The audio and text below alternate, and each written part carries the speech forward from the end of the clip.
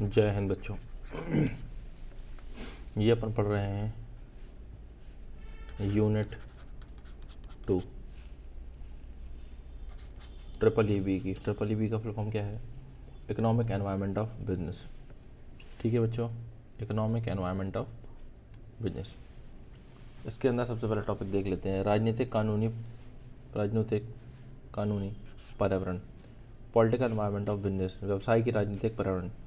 The political environment of business is comprised of factors related to the management of public affairs and their impact on the business of an organization. Few such factors include the political system, political parties, and centers of power. Political processes like operation of the party system, elections, funding of election, etc. Political stability of the country is another factor which affects business activities. Business thrives where there is political stability. India is a democratic country having a stable political system. Here, the government plays an active role as planner, promoter, regulator, economic activity.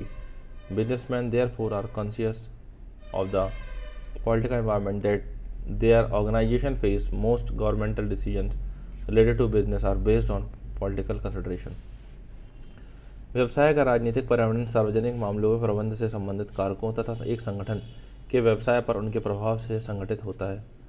ऐसे कुछ कारकों में शामिल है। कौन कौन से कारक हैं? राजनीतिक सिस्टम, राजनीतिक दल, शक्ति के केंद्र, राजनीतिक प्रक्रियाएं जैसे दल प्रणाली का परिचालन, चुनावों की फंडिंग आदि।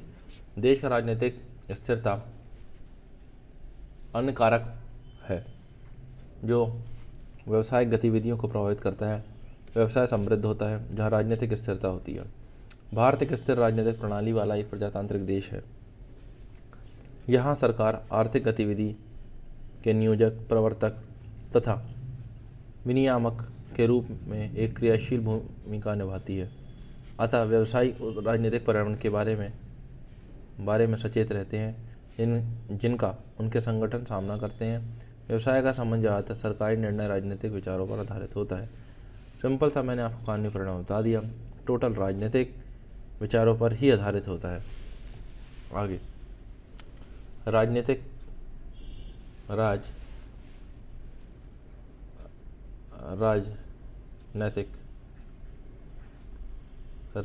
वातावरण। Legal and political environment provides a frame works within which the business is to function, and its existence depends upon the success with which it can face the various challenges constructed out of political and legal framework. राजनीतिक व विधिक वातावरण ऐसा ढांचा तैयार करके देता है जिसकी सीमाओं के भीतर ही कार्य करना होता है तथा किसी भी व्यवसाय का अस्तित्व इस बात पर निर्भर करता है कि वह इस विधिक व राजनीतिक वातावरण के भीतर आने वाली चुनौतियों का कितनी सफलतापूर्वक मुकाबला करता है। किसी व्यवसाय की उन्नति के लिए स्थिर राजनीतिक वातावरण का होना आवश्यक है। कुछ कारण ऐसे हैं जिनसे राजनीतिक अस्थिरता उत्पन्न होती है। वो कारण कौन से हैं? सिविल वॉर, गृह युद्ध, declaration of emergency in country, देश में आपातकालीन घोषणा, changes in the form of structure of administration and government, सरकार एवं प्रशासन की संरचना में परिवर्तन, पॉलिटिकल इंस्टीट्यूशन, राजनीतिक संस्थाएं। Under a democratic setup like in our country, the political environment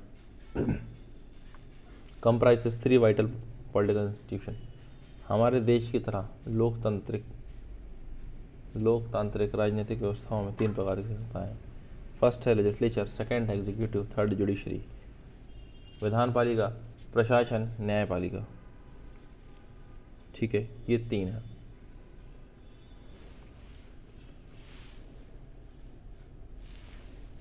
इसके आगे अपन देख लेते हैं रिलेशनशिप बिटवीन बिजनेस और गवर्नमेंट।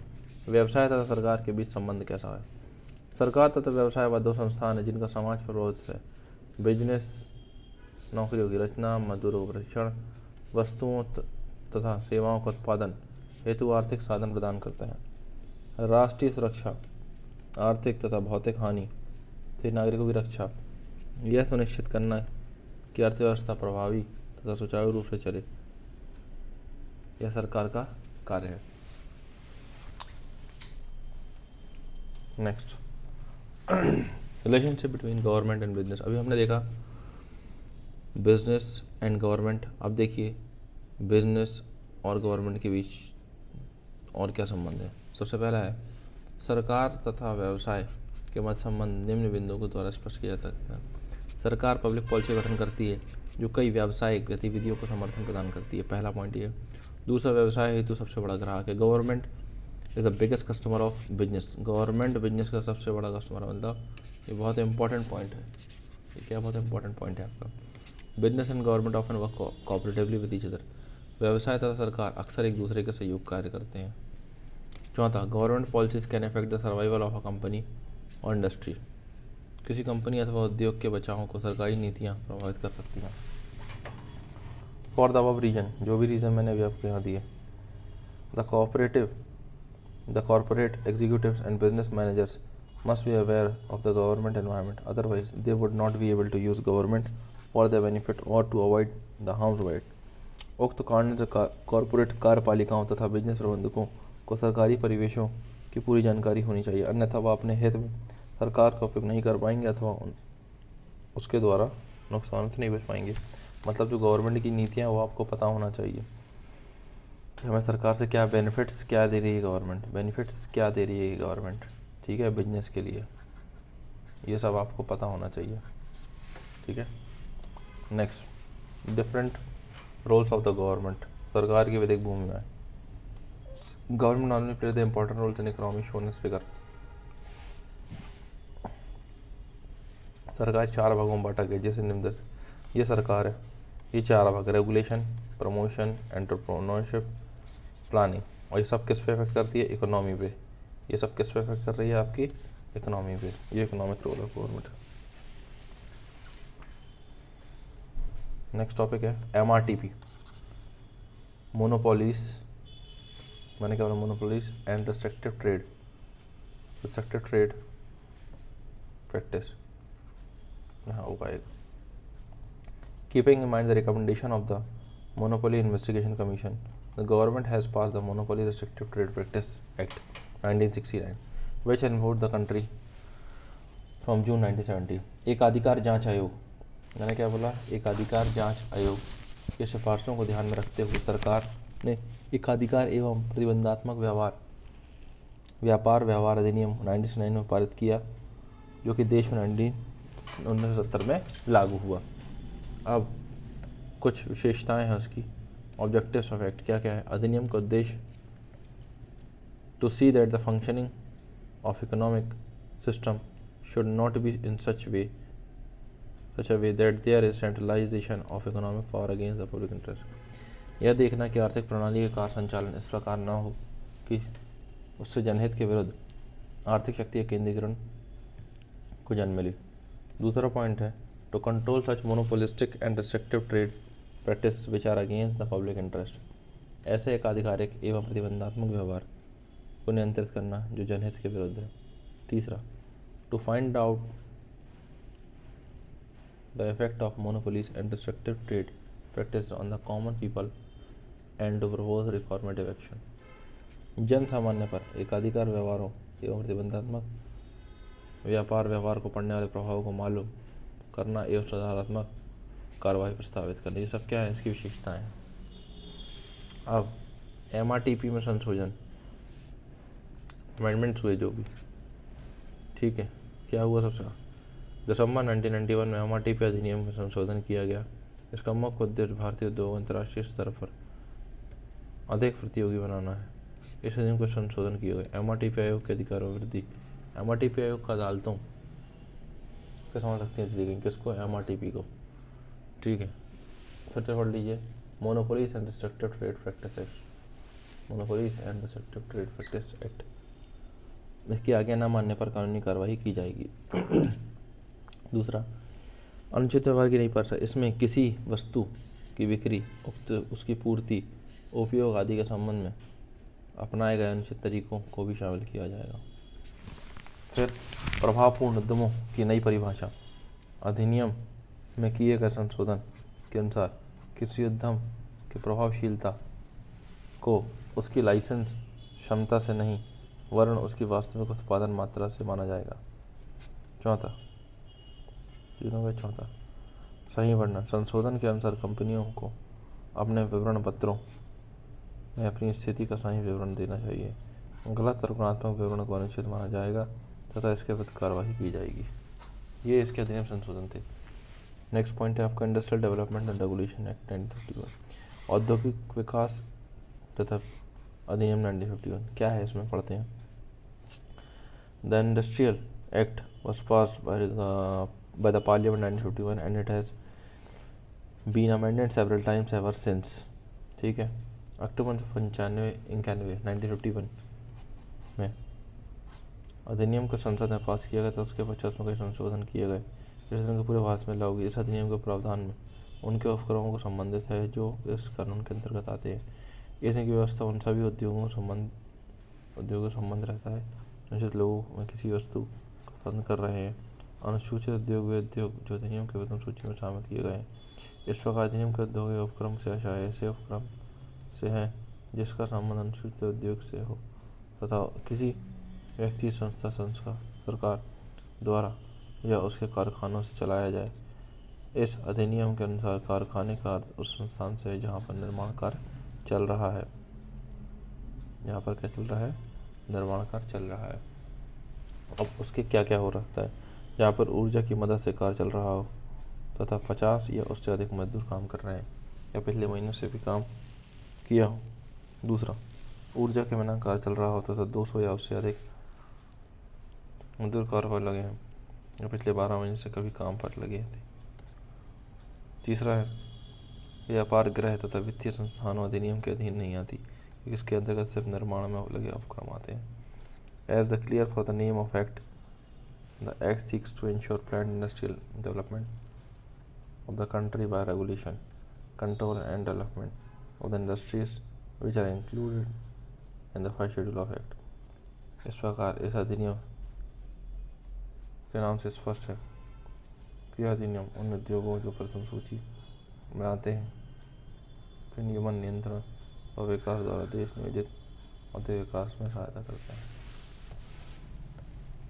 ठीक है, नेक्स्ट टॉपिक, एक्ट के प्रोविजन। अधिनियम के महत्व प्रावधान।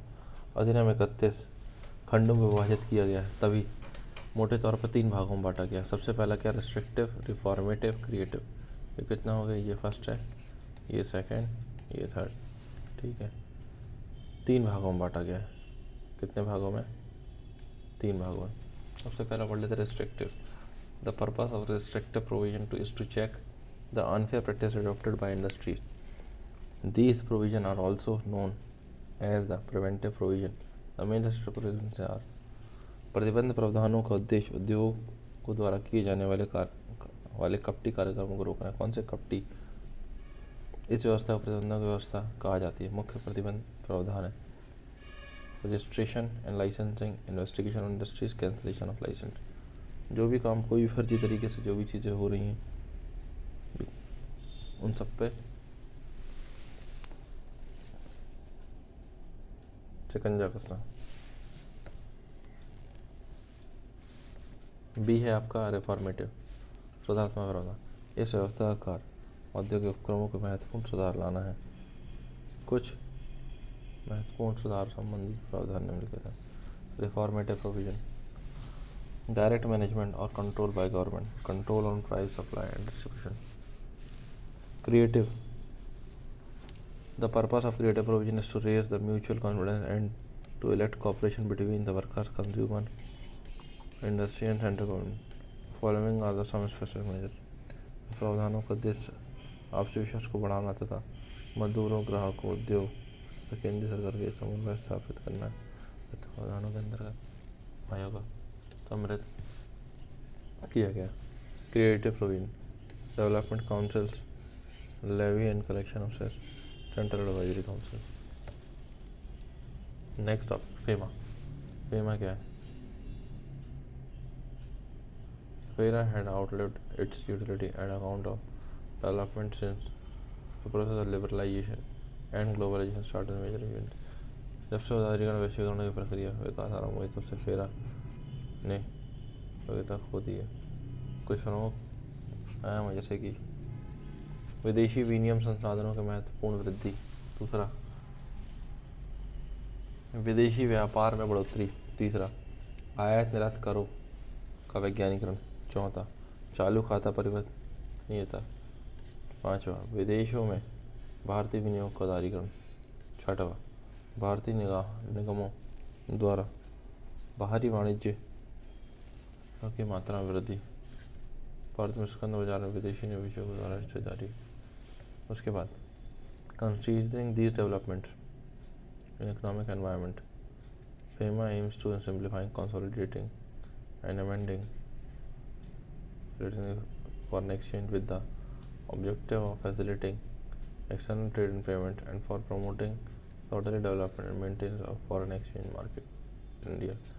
आर्थिक पर्यावरण में हो रहे इस विकास को दृष्टिगत रखते हुए विदेशी विनिमय प्रबंधन अधिनियम FEMA का लक्ष्य विदेशी विनिमय से संबंधित प्रावधानों का आसान बनाने और संगठित करने तथा उन्हें आवश्यकता अनुसार संशोधन पर केंद्रित किया गया है, ताकि विदेशी व्यापार एवं भुगतान को आसान बनाने तथा भारत में विदेशी विनिमय बाजार से क्रमबद्ध विकास को संवर्धित करने के उद्देश्य से पूर्ति की जा सके। फॉरेन एक्सचेंज मैनेजमेंट 1999, विदेशी विनिमय प्रबंधन अधिनियम 1999, अत्यधिक उधार तथा इसकी क्रमिक नियमन तीव्र आर्थिक विकास हेतु अत्यधिक उपयुक्त है, क्योंकि इसकी महत्वाकांक्षा को निम्न का संबंध में सीमित किया गया है। ये तो थे आपका FEMA।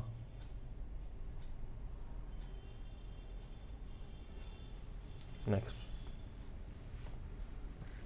SEBI. What is SEBI? SEBI क्या है? Security and exchange board.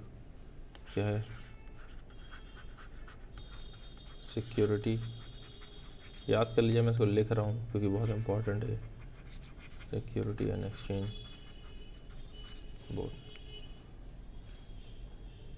Board of India बोल सकते हैं इसको, इंडिया। भारतीय प्रतिभूति विनिमय board 1992। The government issue an ordinance on January 30, 1992 for giving statutory powers of SEBI. The act was passed by Parliament as Act 15, 1992, which received Parliament on 4th April 1992. Further, on May 29, 2019, the government issued the ordinance abolishing the Capital Issues Control Act 1947. The ordinance also supersedes the various guidelines issued by the CCI from time to time. Accordingly, SEBI has been set up under SEBI Act 1992 में। सरकार ने सेबी का वैधानिक अधिकार करने के लिए 30 जनवरी 1992 को गद्दे जारी किया। संसद द्वारा इस अधिनियम को 1992 अधिनियम संख्या 15 के रूप में पारित किया गया, जिस पर 4 अप्रैल 1997 की स्वीकृति प्राप्त हुई। इसके बाद 29 मई 1992 को सरकार की पूंजी निर्गमन नियंत्रण अधिनियम 1947 को निरस्त करते हुए एक अध्यादेश जारी किया। अध्यादेश द्वारा पूंजी निर्गमन नियंत्रक द्वारा निर्गत विभिन्न दिशा निर्देशों को भी निष्प्रभावी कर दिया गया। इस प्रकार सेबी अधिनियम 1992 को के अधीन सेबी की स्थापना की गई। सेबी का उद्देश्य क्या था? प्रतिभूतियों में निवेशों के हितों में सुरक्षा प्रदान करना, बाजार की स्थापना विकास करना, to regulate the securities market, प्रतिभूति बाजार विनियमन करना, for matters connected therewith insurance, इससे संबंधित अनुषंगिक मामलों को देखना। ये था सेबी के, ठीक है।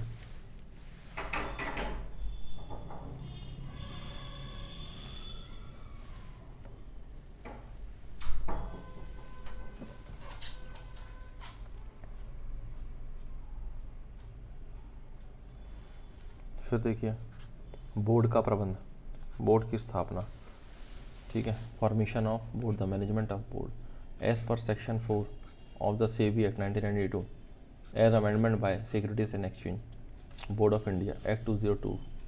The board shall consist of following members namely. Board की स्थापना 1992 में धारा 4 के अनुसार, जैसा भारतीय प्रतिभूति विनियम बोर्ड संशोधन अधिनियम 2002 में किया गया। एक अध्यक्ष होगा उसमें। केंद्र सरकार वित्त मंत्री विधि मंत्रालय अधिकारों के बीच 2 सदस्य। कितने? 2 सदस्य। एक अध्यक्ष 2 सदस्य जो कंपनी वितरक के प्रशासन से संबंधित। तीसरा, भारतीय रिजर्व बैंक अधिकारियों में से 1 सदस्य यहाँ चाहिए। 5 अन्य सदस्य जिनमें कम से कम 3 केंद्रीय सरकार द्वारा पूर्णकाल सदस्यों के रूप में नियुक्त किया गया। 3 टोटल, 3 2 5 6 और 1 7, टोटल 7 लोग। ठीक है। अध्यक्ष और सदस्य की नियुक्ति केंद्रीय सरकार द्वारा ऊपर दिए गए उपबंध ए डी के अंदर की जाएगी। उपबंध बी और सी के द्वारा दिए सदस्य केंद्र सरकार और रिजर्व बैंक द्वारा मनन किया जाएगा। अध्यक्ष व दूसरे सदस्यों की योग्यता एकता होना चाहिए, जिससे या तो पता चले कि उन्हें प्रतिभूति बाजार की समस्याओं का समाधान आसानी से किया जा सकता है, या उनके पास विशेष ज्ञान है, या कानून, वित्त पोषण, शासन, लेखन, प्रशासन का अनुभव है।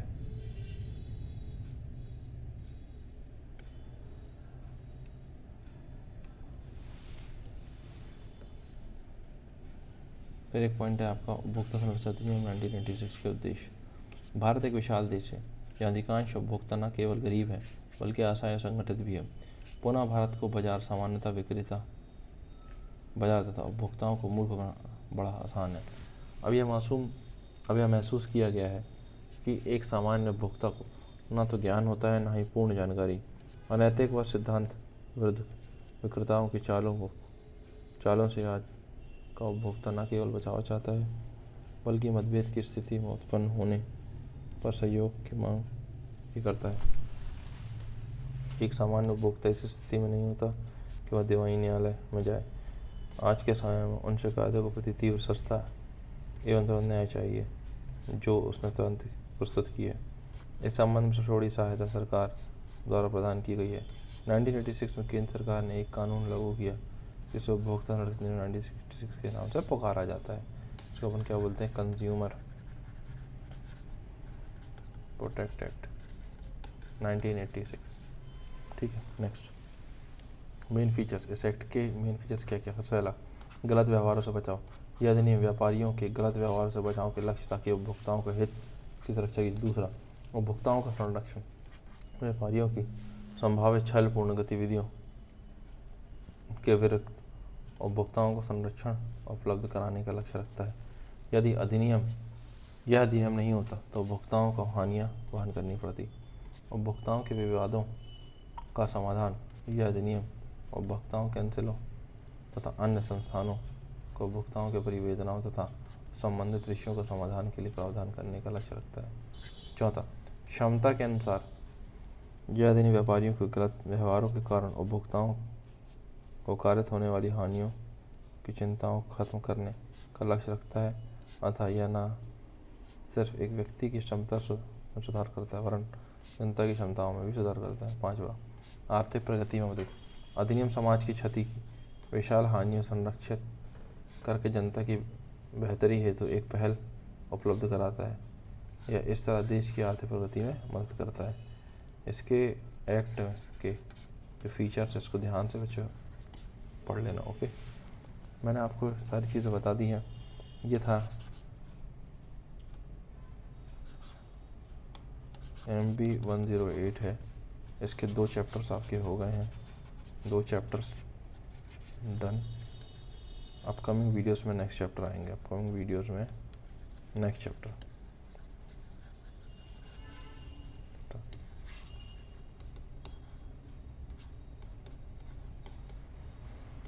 जय हिंद।